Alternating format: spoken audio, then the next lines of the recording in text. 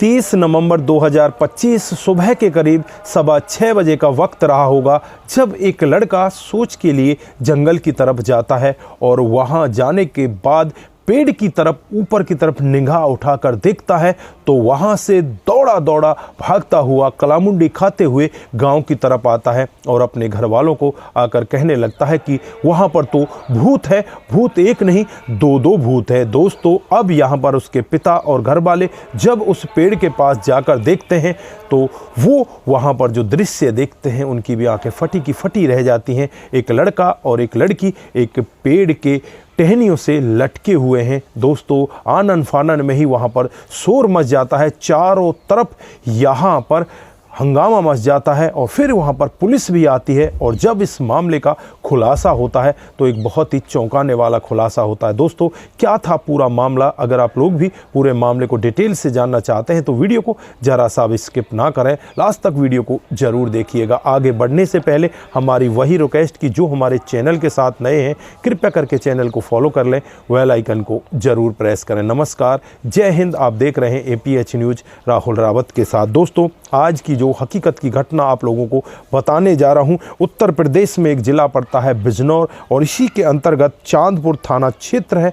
और इसी के अंतर्गत एक गांव आता है जमालुद्दीनपुर और इसी का रहने वाला रवि कुमार, जिसकी पत्नी और 3 बेटे होते हैं। जो सबसे बड़े वाला बेटा होता है वो दिल्ली में काम किया करता है और जो उससे छोटे वाला बेटा होता है उसका नाम आशु होता है, जिसकी उम्र 21 साल होती है, जो पुलिस की तैयारी कर रहा होता है। रवि कुमार यहाँ पर अपने बेटे से बहुत ज़्यादा प्यार करता, बेटा भी बहुत ही सीधा साधा होता है, बहुत ही ज़्यादा मेहनती होता है। दोस्तों, धीरे धीरे करके समय बीतने लगता है और समय के हिसाब से ही यहाँ पर पड़ोस की ही रहने वाली एक लड़की जिसका नाम शिवानी होता है, उम्र 19 साल होती है, पिता का नाम रामवीर होता है और जो आशु के घर से लगभग 50 से 60 मीटर की दूरी पर अपने घर में रहा करती है। दोस्तों, आशु जैसे ही शिवानी को देखता है तो पहली नज़र में ही उसका दीवाना हो जाता है। जो शिवानी होती है वो भी आशु की तरफ देखने लगती है और दोनों एक दिन प्यार का इजहार कर देते हैं। दोनों एक दूसरे के साथ जीने मरने की कस्में खाने लगते हैं, एक दूसरे के साथ शादी करने के वादे करने लगते हैं। और जो आशु होता है वो यहाँ पर शिवानी से कहता है कि तब तक अपने घर वालों को या किसी को इस हमारे प्यार के बारे में पता नहीं चलना चाहिए, तब तक मेरी नौकरी ना लग जाए। जिस दिन मैं पुलिस में लग जाऊंगा उसी दिन मैं तुमसे शादी कर लूँगा। दोस्तों, शिवानी भी यहाँ पर तैयार होती है और तैयार होकर बस वो उसी के साथ अपने जीवन को आगे बिताने लगती है। धीरे धीरे समय बीतने लगता है और समय के हिसाब से जो शिवानी है उसके घर वाले उसके लिए पड़ोस के ही गांव से एक लड़के को देख लेते हैं। शिवानी को बहुत ही ज़्यादा गलत लगता है और यहाँ तक की बात आगे इतनी ज़्यादा बढ़ जाती है कि जो 1 दिसंबर आने वाला होता है उसको उसकी गोद भराई की रस्म होती है कि 1 दिसंबर को गोद भराई होगी। अब यहाँ पर शिवानी टूट सी ही जाती है, वो करे तो क्या करे, अपने प्रेमी से बातचीत करती है और उससे कहती है कि इस तरह का मामला हो गया, अब मैं क्या करूं। यहाँ पर जो प्रेमी है वो कहता है कि तू हिम्मत करके बस अपने घर वालों से ये कह दे कि मैं अभी शादी नहीं करना चाहती। दोस्तों, यहाँ पर शिवानी इतनी हिम्मत नहीं जुटा पाती और यहाँ पर 29 नवंबर को रात को ही शिवानी अपने घर से निकलती है और रात को घर से निकलने के बाद किसी को कानो कान खबर नहीं होती कि शिवानी कहाँ चली गई। दोस्तों, उसके बाद जैसे ही 30 नवंबर 2025 की सुबह होती है, जमालुद्दीनपुर का ही एक रहने वाला लड़का खेतों पर सोच के लिए जाता है और जैसे ही पेड़ पर 2 लोगों को लटके हुए देखता है तो उसकी चीख निकल आती है। वो कहता है कि भूत है, भूत है और वहाँ से दौड़ता हुआ सीधा वापस अपने गाँव में आ जाता है। दोस्तों, गांव में आने के बाद यहाँ पर जो उसके घर वाले होते हैं उस लड़के को अपने साथ लेकर जाते हैं। कहाँ है भूत, तू फालतू में डर रहा है। तो वो वहाँ पर जाकर जब वो दृश्य देखते हैं तो उस दृश्य को देखकर वो भी एक बार सोच में पड़ जाते हैं कि ये तो गांव का ही आशु है और ये गांव की ही लड़की शिवानी है, जिन्होंने एक चुन्नी से अपने आप को उस पेड़ के ऊपर लटका रखा था। दोस्तों आनन फानन में ही चारों तरफ हंगामा हो जाता है, लोग बाग वहाँ पर दौड़ पड़ते हैं और इधर लोगों में से ही एक व्यक्ति पुलिस को खबर कर देता है। जो चांदपुर थाना क्षेत्र की पुलिस होती है वो मौके पर पहुँच जाती है।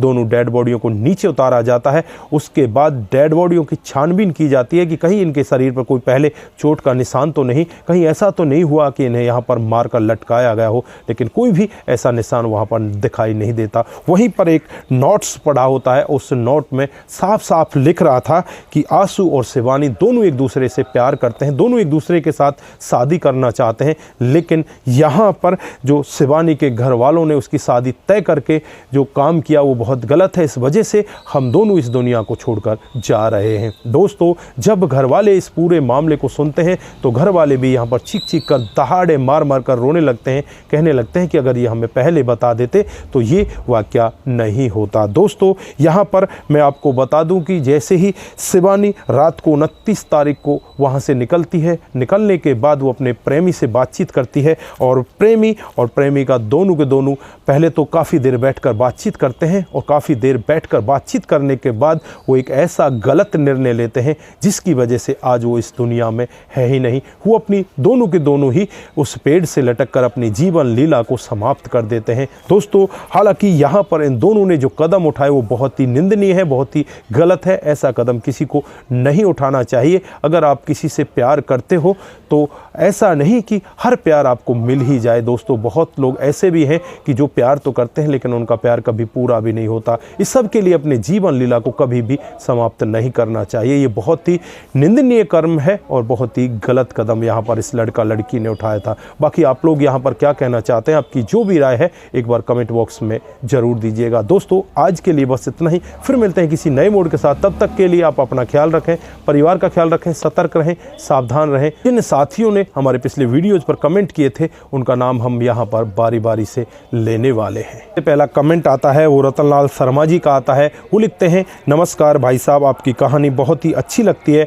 बहुत ही सराहनीय है, आपका बहुत बहुत धन्यवाद। उसके बाद मुनमुन श्रीवास्तव जी हमें लिखते हैं, आपकी कहानी बहुत ही सुंदर लगती है, जो विधाता ने लिखा है वही होगा, जिला गोपालगंज बिहार 28 से हमें देखते हैं, आपका बहुत बहुत धन्यवाद। उसके बाद संजय गुप्ता जी, गुड कहानी, आपका भी बहुत बहुत धन्यवाद। उसके बाद Monu Jain ji, very nice video, Om Shanti Om, आपका भी बहुत बहुत धन्यवाद। उसके बाद रामलाल लाधा जी, सर यह सही है, छोटे उम्र के लोगों की हार्ट अटैक से काफ़ी संख्या में मौत हो रही है, वास्तव में चिंता का विषय है। आपका कमेंट बहुत अच्छा है, आपके लिए बहुत बहुत धन्यवाद। राम गोसाई जी, बहुत सुंदर स्टोरी भाई जी, आपका भी दिल की गहराई से बहुत बहुत धन्यवाद। उसके बाद पुष्पा श्रीवास्तव, ओम शांति ओम, आपका भी बहुत बहुत धन्यवाद। उसके बाद कमल सिंह जी यहाँ पर एक दुख भरा टैटू हमें भेजते हैं, आपका भी दिल की गहराई से बहुत बहुत धन्यवाद। निर्मला दावे जी, आपकी कहानी बहुत ही अच्छी लगती है, हमेशा देखते हैं, आपका भी दिल की गहराई से बहुत बहुत धन्यवाद। आप सभी लोग